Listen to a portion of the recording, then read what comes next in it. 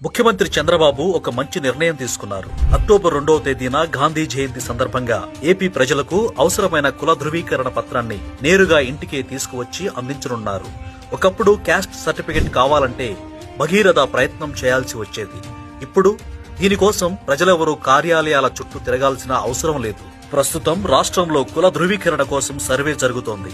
ఈ సర్వేలో పాత కుల ధృవీకరణ పత్రం, విద్యార్హతల సర్టిఫికెట్లు, ఆధార్ కార్డు, రేషన్ కార్డులను పరిశీలిస్తున్నారు.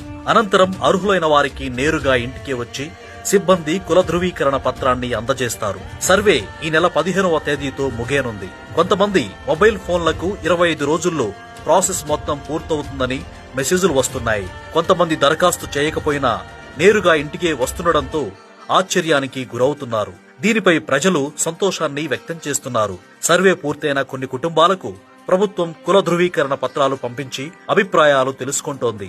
అక్టోబర్ 2వ తేదీ నుంచి ప్రతి ఇంటికి ఈ పత్రం చేరుతుంది.